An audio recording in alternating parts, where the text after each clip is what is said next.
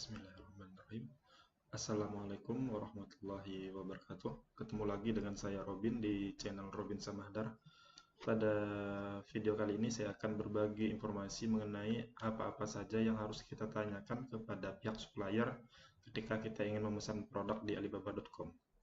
Jadi langsung saja tampilan Alibaba seperti ini. Jadi saya sudah mengklik kata kunci apa yang akan saya beli. Ini udah saya search, ini tampilan-tampilan produk yang muncul. Ini contoh saja ya kawan-kawan. Jadi langsung saja kita klik produknya. Misal kita sudah cocok, produk ini sudah kita cek berdasarkan trade assurance, verified supplier.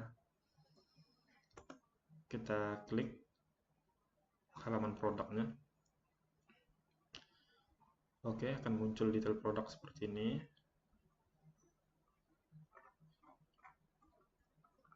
Jadi bagaimana cara untuk menghubungi suppliernya atau kita bagaimana cara untuk mengechatnya?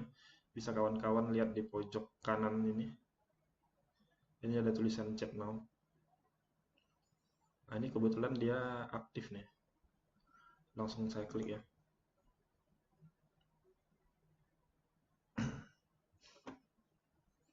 Sebentar masih loading. Oke. Jadi kebetulan sebelumnya saya sudah pernah menghubungi customer service ini. Jadi seperti ini kawan-kawan. Untuk di Alibaba itu sendiri, dia untuk customer service-nya, dia tuh beda-beda. Jadi di satu supplier, di satu manufaktur nih, kan biasanya terdiri dari beberapa item produk, beberapa jenis produk. Nah, jadi di setiap jenis produk itu beda-beda CS-nya, customer service-nya. Jadi dia ada spesialis tertentu. Jadi ketika kita ingin menanyakan produk A, bisa jadi customer service-nya A.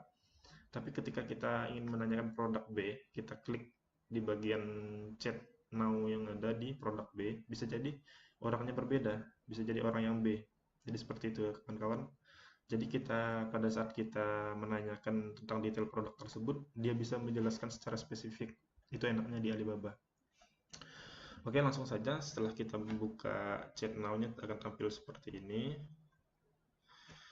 Pertama-tama yang harus kita tanyakan, ini menurut saya kawan-kawan, bisa kawan-kawan juga bandingkan dengan menurut pendapat kawan-kawan yang lain, mungkin di channel lain atau di website lain, silakan kawan-kawan cek. Ini menurut versi saya. Yang pertama adalah kita pastikan terlebih dahulu MOQ-nya. Apa itu MOQ juga sudah saya jelaskan secara umum, yaitu minimal order quantity. Jadi pastikan jika kawan-kawan ingin membeli misalnya 10 unit atau 10 set, jangan sampai MOQ-nya ternyata lebih tinggi dari itu. Misalnya MOQ-nya harus 20 pieces atau 20 set.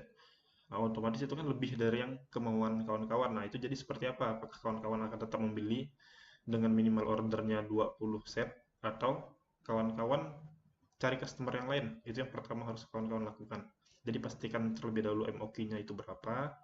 Ada juga terkadang beberapa supplier yang saya tahu dia itu ada juga yang tidak memerlukan MOQ, tidak menggunakan minimal order quantity. Jadi dia silakan kita kalau beli satuan juga bisa. Cuman dengan catatan seperti ini, pasti harganya dia agak lebih tinggi dibandingkan dengan harga untuk beberapa pieces-nya atau di atas dari satu pieces atau satu set. Oke, itu yang pertama. Lalu yang kedua, pastikan spesifikasi produknya. Setelah kita MOQ-nya cocok dengan pihak supplier tersebut, pastikan untuk spesifikasinya. Nah, untuk spesifikasinya bisa kawan-kawan meminta fotokan dari produk tersebut. Bisa juga meminta videokan. Jadi saya kemarin ketika membeli itu saya minta fotokan dan minta videokan.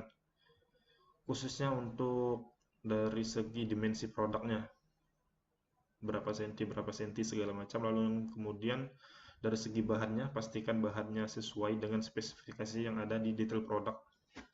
Detail produk yang seperti ini. Bentar. Nah, di sini di bawah ini kan ada detail produknya. Pastikan seperti ini. Lalu yang fungsinya, pastikan juga fungsinya berfungsi seperti yang apa-apa yang kawan-kawan mau. Setelah benar-benar oke, menurut kawan-kawan setelah dikirimkan fotonya seperti apa, setelah dikirimkan videonya seperti apa dan itu oke, lalu kawan-kawan bisa negosiasi harga. Jadi untuk harga di Alibaba itu sendiri, dia kalau yang ditampilkan di produk, ini bukan harga final. Jadi kawan-kawan bisa negosiasi di situ, bisa tawar-menawar untuk harganya. Ketika oke, deal, kawan-kawan juga harus menanyakan tentang ketersediaan stoknya. Jadi apakah stok tersebut ready atau tidak? Jika tidak ready, berapa lama dia produksinya? Berapa hari kawan-kawan harus tanya. Dan jika ready itu lebih bagus. Lalu ketika ready, juga kawan-kawan bisa pastikan seperti ini. Ketika kawan-kawan setelah melakukan pembayaran, hari apa mereka bisa mengirimnya? Apakah di hari yang sama, ataukah H+1 atau H+2? Itu kawan-kawan pastikan. Kemudian setelah kita mengetahui produknya ready stock atau tidak, kita menanyakan tentang packagingnya. Packaging luar dari produk tersebut. Ini maksud packagingnya adalah packaging untuk pengiriman paketnya. Apakah dia hanya menggunakan kardus atau dia menggunakan kardus kemudian dilapisi karung atau seperti apa?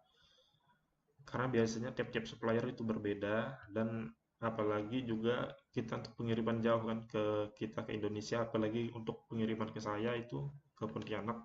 Jadi kalau kita menggunakan forwarder, dari forwarder juga biasanya ada kriteria khusus untuk packagingnya seperti apa.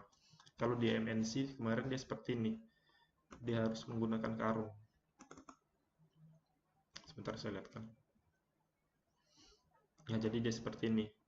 Jadi setelah kita masukkan ke dalam kardus, kemudian dilapisi lagi dengan karung. Ini standar mereka seperti ini.